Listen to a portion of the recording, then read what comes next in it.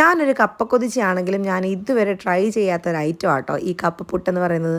അപ്പോൾ എൻ്റെ നാത്തൂനാണ് എനിക്കിത് ഈ ഒരു റെസിപ്പി ഷെയർ ചെയ്ത് തന്നത്.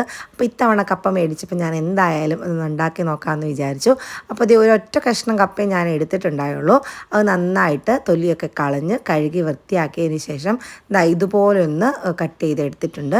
ഇനി നമുക്കൊരു ഗ്രേറ്റർ എടുത്തിട്ട് ഗ്രേറ്ററിൻ്റെ വലിയ ഭാഗം ഉണ്ടല്ലോ ആ ഭാഗം വെച്ചിട്ട് നമുക്ക് നന്നായിട്ട് ഗ്രേറ്റ് ചെയ്തെടുക്കാം. അപ്പോൾ ഗ്രേറ്റ് ചെയ്തെടുക്കുന്ന സമയത്ത് നമ്മുടെ കൈ പോവാണ്ട് സൂക്ഷിക്കുക.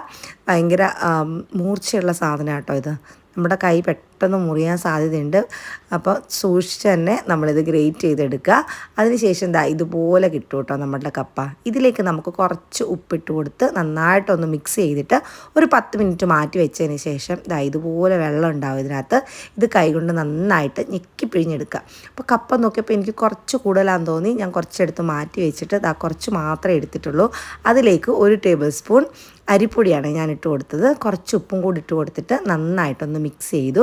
ഇനി നമ്മൾ സാധാരണ പുട്ട് എങ്ങനെയാണ് ഉണ്ടാക്കുന്നത് അതുപോലെ തന്നെ പുട്ടിൻ്റെ കുറ്റിയിലേക്ക് കുറച്ച് തേങ്ങ ആദ്യം ഇട്ട് കൊടുത്തു. അതിനുശേഷം നമ്മുടെ കപ്പയും കൂടെ മേലെ വെച്ച് കൊടുത്തിട്ട് ഇതേ മേലെ വീണ്ടും കുറച്ച് തേങ്ങ കൂടെ വെച്ച് കൊടുത്തിട്ട് നമുക്ക് ആവി കയറ്റാനായിട്ട് വെക്കാം. ഒരു 9-10 മിനിറ്റ് അടുത്തെടുത്തു കേട്ടോ എനിക്ക് വെന്ത് കിട്ടാനായിട്ടിത്. നമ്മുടെ സാധാരണ അരിപ്പുട്ടാണെങ്കിൽ നമുക്കൊരു 4-5 മിനിറ്റ് കൊണ്ടൊക്കെ വെന്ത് കിട്ടുമല്ലോ. ഇത് കുറച്ചും കൂടെ സമയം വേണ്ടി വരും. നല്ല അടിപൊളി ടേസ്റ്റാണ്. ചിക്കൻ കറിയൊക്കെ ഉണ്ടെങ്കിൽ അടിപൊളിയാട്ടോ, നല്ല രസമാണ്. ഞാൻ ചിക്കൻ കറിയുടെ കൂടെയാണ് കഴിച്ചത്.